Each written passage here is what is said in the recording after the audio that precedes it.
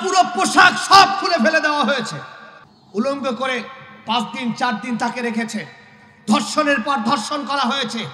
ওই আমেরিকার যারা দোসর বেয়াদব কুলাঙ্গার, জাতির নিকৃষ্ট মানুষ নামক জানোয়ার কুলাঙ্গার গুলো কোরআন শরীফের পাতাকে ছিঁড়ে তার সামনে দিয়ে দিয়েছে। এরপরে বলেছে, তুমি যদি এই পাতার উপরে হেঁটে আসতে পারো তাহলেই তোমাকে পোশাক দেওয়া হবে। আফিয়া সিদ্দিকী তার চোখটা বন্ধ করে ওই ইসরায়েলি এবং আমেরিকার সেনাদেরকে বলেছে, শোনো, আমি আফিয়ার পুরো দেহ থেকে যদি প্রতিটা রক্ত কণা বন্ধ বারবার কেটে কেটে টুকরো টুকরো করে যদি খণ্ড বিখণ্ড করে দাও, আল্লাহর জাতে সিফাতের কসম করে বলছি, আল্লাহর কোরআনের উপরে হাত দেওয়ার ক্ষমতা আমি আফিয়ার নাই।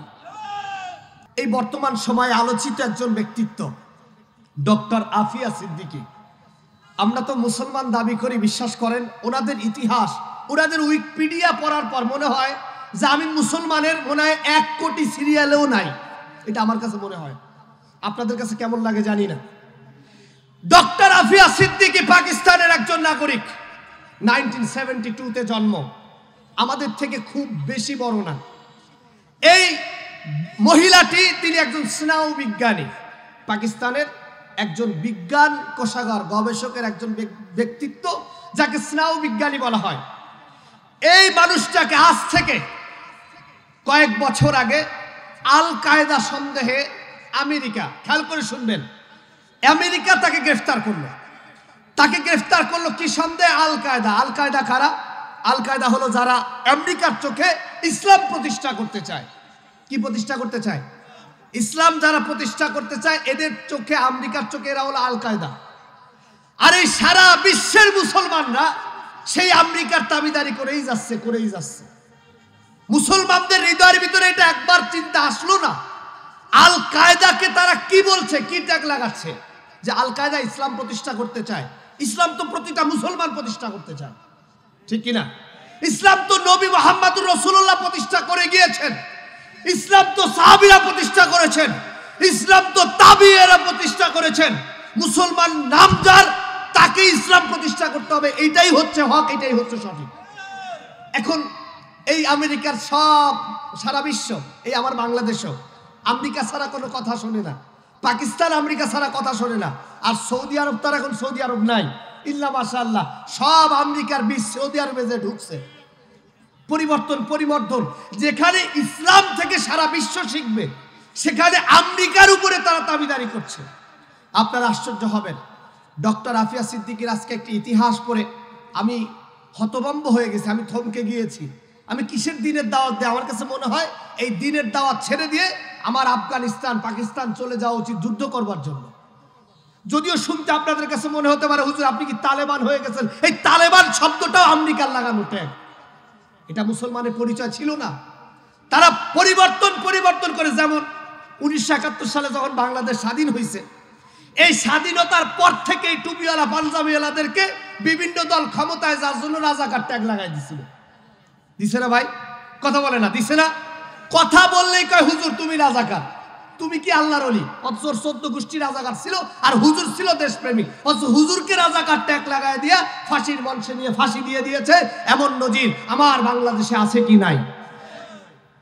এখন আবার প্রশ্নটা হলো, তারা পরিকল্পিতভাবে এই ডক্টর আফিয়া সিদ্দিকী, দেখেন, তাকে যদি আল কায়দার কারণে গ্রেফতার করা হয়, তিনি একটি উপস্থাপিত তার বোনের কাছে একটা সাক্ষাৎকার দিয়েছেন। বোনকে বলেছেন, বোন, আমাকে গ্রেফতার করে আনার পরে ওই আদালত, আমেরিকার আদালত, সে আন্তর্জাতিক মানবতা লঙ্ঘন করে তাকে 86 বছরের কারাদণ্ড দিয়েছে। কারাদণ্ড দিয়েছে মানে সে কারাগারে থাকবে, তার উপর কোনো নির্যাতন হবে না, যেহেতু তাকে কারাদণ্ড দেওয়া হয়েছে। এটা হচ্ছে আন্তর্জাতিক যেই আইন আছে সেই আইনের পরিধি। এখন এই ডক্টর আফিয়া সিদ্দিকীকে কি করা হয়েছে? তাকে যখন কারাগারে রাখা হয়েছে, পুরো শরীরের সমস্ত পোশাক, একজন নারী, তার পুরো পোশাক সব খুলে ফেলে দেওয়া হয়েছে। দেওয়ার পরে তাকে বলা হয়েছে তোমাকে পোশাক দিতে পারি। সে বারবার কেঁদেছে, এভাবে তার দেহ আর এই পা, হাঁটু দিয়েছে, তার ইজ্জত সম্ভ্রমকে হেফাজত করার চেষ্টা করেছে। এরপরে সে বারবার কেঁদে কেঁদে বলেছে আমাকে পোশাক দাও। ওই আমেরিকার যারা দোসর বেয়াদব কুলাঙ্গার, জাতির নিকৃষ্ট মানুষ নামক জানোয়ার কুলাঙ্গার গুলো কোরআন শরীফের পাতাকে ছিঁড়ে তার সামনে দিয়ে দিয়েছে। এরপরে বলেছে, তুমি যদি এই পাতার উপরে হেঁটে আসতে পারো তাহলেই তোমাকে পোশাক দেওয়া হবে। আফিয়া সিদ্দিকীর ঈমান কত শক্তিশালী! আপনি আর আমি নিজেকে মুসলমান দাবি করি, আমি পড়েছি আর আমার চোখ দিয়ে পানি পড়েছে। আফিয়া সিদ্দিকী তার চোখটা বন্ধ করে ওই ইসরায়েলি এবং আমেরিকার সেনাদেরকে বলেছে, শোনো, আমি আফিয়ার পুরো দেহ থেকে যদি প্রতিটা রক্ত কণা বন্ধ বারবার কেটে কেটে টুকরো টুকরো করে যদি খণ্ড বিখণ্ড করে দাও, আল্লাহর জাতে সিফাতের কসম করে বলছি, আল্লাহর কোরআনের উপরে হাত দেওয়ার ক্ষমতা আমি আফিয়ার নাই। তিনি কেঁদেছেন, নিজের সম্ভ্রম ছেড়ে দিয়েছেন। উলঙ্গ করে 5 দিন 4 দিন তাকে রেখেছে, ধর্ষণের পর ধর্ষণ করা হয়েছে। এরপরে তার পরিবার দেখা করতে এসেছে, পরিবারের কাছে যাওয়ার জন্য কন্ডিশন দিয়েছে, কোরআন শরীফের পাতা আবার ছিঁড়ে যেটা পারাও। তাদের উদ্দেশ্য যদি আফিয়া সিদ্দিকী হতো, তাদের উদ্দেশ্য যদি আল কায়দা হতো, তাহলে তারা নির্বিঘ্নে নিশ্চিহ্নে শুধু আফিয়ার উপরে নির্যাতন করত, কোরআন ছিঁড়ে সামনে দিত না যে এটার উপরে পাড়ায় পাড়ায় আসো। তার মানে তাদের টার্গেট আফিয়া সিদ্দিকী না, তাদের টার্গেট হলো কোরআন। তাদের টার্গেট কি বলেন না? তাদের টার্গেট কি? কোরআন। এখন এই কারণে আজকে আফিয়া সিদ্দিকী এতদিন নির্যাতিত, জুলুমের শিকার, বারবার প্রতিটা পদে পদে। এই কয়েকদিন আগে তার আইনজীবী সারা বিশ্বব্যাপী একটা মেসেজ পৌঁছে দিল যে আফিয়া সিদ্দিকীর ব্যাপারে জো বাইডেনের কাছে, অর্থাৎ যিনি ক্ষমতা ছেড়েছেন, আপনারা মাইন্ড করিয়েন না, আমার দেশে কিছু আবুল পাবলিক আছে। কি পাবলিক বলেন? আবুল বুঝেন তো?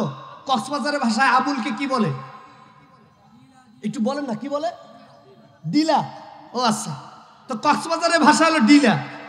এই ডিলা কিছু পাবলিক আছে। এই পাবলিক জো বাইডেন গিয়েছে, ডোনাল্ড ট্রাম্প আসতেছে, খুশিতে নাচে।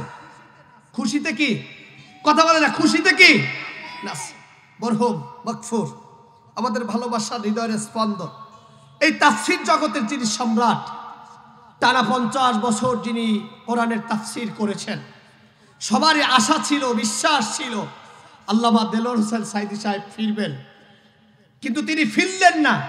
মানুষ স্বাধীন হলো, কিন্তু আল্লামা সাঈদী আর ফিরলেন না।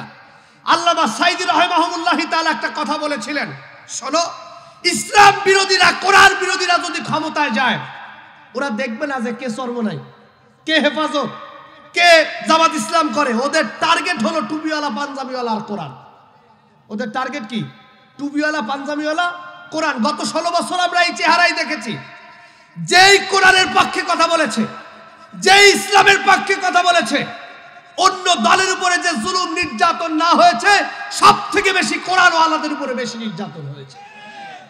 তার মানে হচ্ছে এদেরও টার্গেট কোরআন, আবার ওই পাশে যারা পশ্চিমা বিশ্বে বসে আছে তাদের টার্গেটও কোরআন। তারা মূলত আফিয়া সিদ্দিকীকে নয়, বরং তারা আল্লাহর কোরআনকে জমিন থেকে মিটিয়ে ফেলার নীরব পায় তারা করছে। আজকে আমি যে মঞ্চে বসে আপনাদের সামনে কথা বলছি, আজকের এই মাহফিল সফল হবে তখন যদি আপনার দিলের ভিতরে কোরআন ঢুকাইতে পারেন, তাহলেই সফল হবে। আল্লাহর কসম, না হলে সফল হবে না। আমি মানুষ এত বোকা কিভাবে হয় আমার বুঝে আসে না।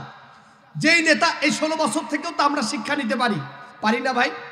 এই 16 বছর খেয়াল করে শুনবেন, 16টা বছর যারা বাংলাদেশ চালাইছে, এই আপনাদের কক্সবাজারের এমপি কে ছিল একটু বলেন না, নাম কি? কমল। আচ্ছা, কমল সাহেব। একটা ছিল নেশাখোর বদি, আর একটা হলো কমল, আরো মনে হয় ছিল এমপি। কক্সবাজারে আসন কয়টা? 4টা। আচ্ছা, এই 4টা কক্সবাজারের 4। আপনি আপনার ব্রেনকে খুলান, আমার কথা মিলান। যদি আমি একটা কথা বলি আমার জিহ্বা কেটে ফেলবেন যদি আমার একটা কথা ভুল হয়। এই সব এমপি, তাদের কিছু কর্মী ছিল না ভাই, যারা কক্সবাজার ব্যবসায়ী মালিক সমিতির কাছ থেকে চাঁদা নিত? নিচে কি নেয় নাই? রাস্তায় অটো দাঁড়া করে চাঁদা নেয় নাই? রোডে চাঁদা, ব্যবসায় চাঁদা, ওই পর্যটনে চাঁদা, সব জায়গায় তারা চাঁদা নিয়েছে। এই চাঁদা যারা নিয়েছে, চাঁদা নিয়ে এমপি সাহেবকে চাঁদা দিয়েছে, আর নিজে হালকা পাতলা নিছে নিজের খরচের জন্য। সিংহভাগ টাকা দিছে কাকে? এমপি সাহেবকে। খেয়াল করে শুনেন, আপনার ব্রেনকে খোলান। যেই 16 বছর পরে পুরা গোষ্ঠী শুদ্ধা পালানো লাগলো, মানে ইতিহাসে তো এমন হয় নাই। বাংলাদেশে এমন এক ইতিহাস হয়েছে যা পৃথিবীতে গত 1000-2000 বছরে এমন ইতিহাস হয় নাই, যে 300 আসনের এমপি, সমস্ত পার্লামেন্টারিয়ান মন্ত্রী, প্রশাসনের ঊর্ধ্বতম কর্মকর্তা এমনকি বাইতুল মোকাররম মসজিদের খতিব সহ পুরো প্যানেল ধরে পালায় গেছে। ইতিহাস এমন নাই। এমন ঘটনা যেই দেশে ঘটেছে, খেয়াল করে শুনবেন, যে এমপি পলাইছে সে এখন লন্ডনে, কেউ আছে দিল্লি, কেউ আছে অন্য জায়গায় গিয়ে চুপচাপ সংসার নিয়ে সুখে আছে।